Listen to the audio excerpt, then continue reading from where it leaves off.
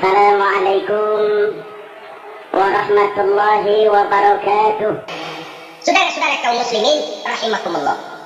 Ada beberapa jenis dosa-dosa besar. Jenis yang pertama, asyirku billah, syirik atau menyekutukan Allah. Dari sekian deretan dosa-dosa besar, syirik ini merupakan bapak moyangnya dosa. Dedengkotnya dosa, itu syirik, menyekutukan Allah. Bahkan dosa yang lain Allah masih mau mengampuni. Tapi kalau sudah syirik, menyekutukan Allah, itu sudah satu dosa yang tidak berampun sama sekali. Oleh karena itu tepat pesan Imam Ghazali tadi. Jadi di safinah fa innal bahra amin.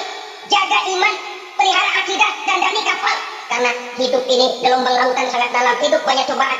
Di dalam hidup di zaman sekarang ini, saudara bisa perhatikan, di mana tensi ekonomi tinggi, lapangan kerja sulit, persaingan hidup makin tajam, sifat egois dan individualis tumbuh di mana-mana, rasa solidaritas sosial menurun, sifat gotong royong musnah, orang mudah potong kompas, potong jalan, ingin cepat kaya, ingin cepat naik pangkat, ingin dapat kedudukan. Kadang-kadang akidah pun terjual, akidah pun musnah, jatuh ke jurang syirik pun tidak jadi soal. Itu yang kita khawatirkan. Kalau dosa-dosa yang lain Allah masih mau mengampuni, tapi kalau sudah jatuh kepada syirik, Allah sama sekali tidak akan memberikan ampun. Dalam kaitan dengan ini barangkali tepat sinyalemen Imam Ali itu. Andai kata kemiskinan merupakan satu kepribadian, saya akan membunuhnya lebih dahulu. Artinya memang kemiskinan ini sering mendorong orang kepada jurang kemusyrikan. Tidak tahan menghadapi godaan perut akibat tensi ekonomi yang tinggi, lapangan kerja yang sulit. Iman pun jadilah ditukar dengan 3 liter beras. Akidah pun jadilah dibarter dengan 3 bungkus dengan pakaian bekas, dengan obat-obatan. Tidak jadi soal baginya mengejar kebahagiaan yang relatif singkat dengan mengorbankan kebahagiaan yang abadi. Persis ibarat pepatah, nyari jarum tanpa ilang. Mencari sesuatu yang kecil, yang besar jadi sia-sia. Membela perut, mengorbankan akidah. Na'udzubillah summa na'udzubillah. Saudara-saudara kaum muslimin rahimakumullah. Ini fakta, ini kenyataan. Dan hal semacam ini tidak bisa diatasi cuma dengan ceramah, simposium, diskusi, seminar. Apalagi Nabi berpesan, solahu ummati bil ilmi wal mal. Umatku hanya bisa menjadi baik akidahnya dengan ilmu dan harta. Itu bahasa Nabi. Kalau bahasa kita sekarang, dengan ekonomi dan pendidikan. Ilmu, pendidikan, ekonomi, harta. Tanpa itu, sangat besar kemungkinan kita bisa menjual akidah terjerumus di lembah kemusyrikan. Maka terutama kepada saudara-saudara saya, muslimin-muslimin yang terpencil jauh dari kota-kota besar, yang kadang dalam kehidupan seharinya, imannya sering digoda oleh akidahnya sering ditantang oleh pembagian beras, pakaian-pakaian bekas, obat-obatan dan sebagainya. Jaga dan bentengi akidah kita. Lebih baik nyawa berpisah dari badan, asal iman jangan berpisah dari hati.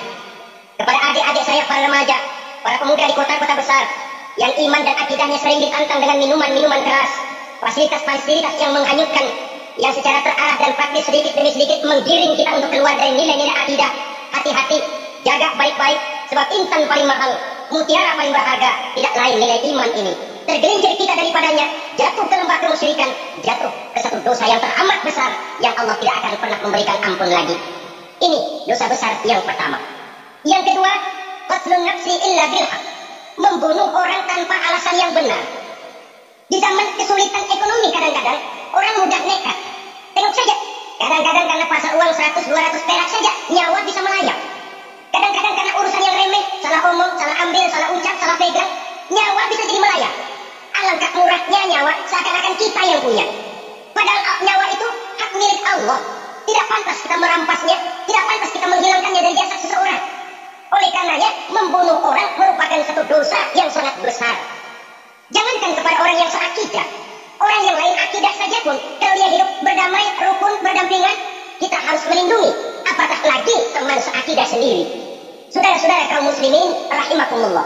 Pantas kalau Nabi menyatakan, apabila 2 orang Islam sudah saling berkelahi, berbunuh-bunuhan, al-qatil wal maqtul finnar, yang membunuh dan yang dibunuh dua-duanya sama-sama masuk neraka.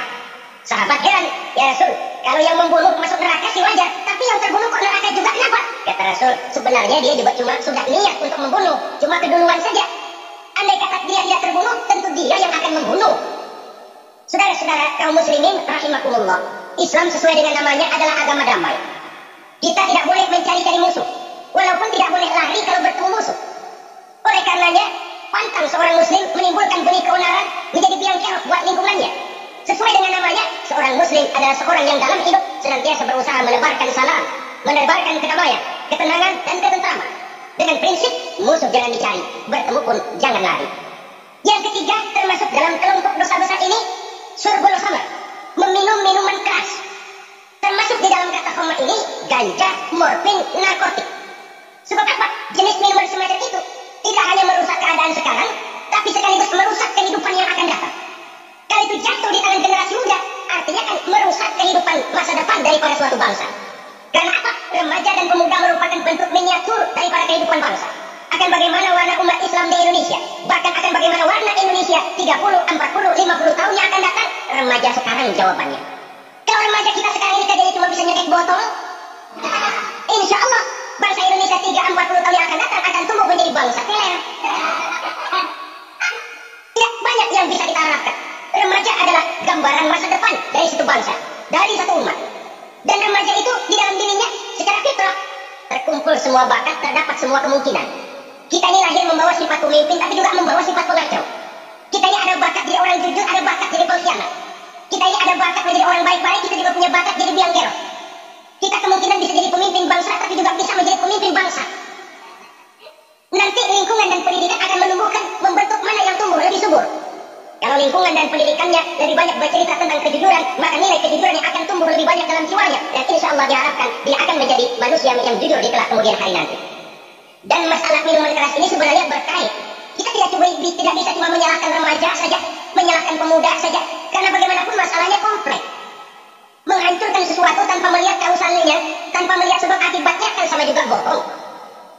Kemungkinan karena broken home, kemungkinan karena pergaulan, kemungkinan karena kurang perhatian orang tua, kemungkinan karena akibat bacaan, tontonan, atau fasilitas berupa dibukanya pabrik-pabrik minuman keras, dijualnya minuman-minuman keras, di warung-warung yang remang-remang, yang memberikan kenikmatan, kebahagiaan, dan kebanggaan tersendiri, sehingga akhirnya orang terangsang untuk datang dan minum di sana. Pada dasarnya memang sepele, cuman minum, gak merugikan orang lain kan? Iya, pada waktu minum. Tapi jika sudah mabuk, out of control, apapun bisa kita lakukan. Yang kita ucapkan kita tidak sadari lagi, yang kita kerjakan tidak kita sadari lagi. Dikala itu segala macam kejahatan bukan sesuatu yang tidak mungkin untuk kita laksanakan. Nggak merugikan orang lain, memang pada saat mau minum. Tapi begitu minum, mabuk, kita bisa merugikan orang lain. Setidaknya merugikan diri sendiri. Pertumbuhan IQ menjadi lemah, semangat kehidupan hilang, gairah kerja menurun kalau tidak ada sama sekali.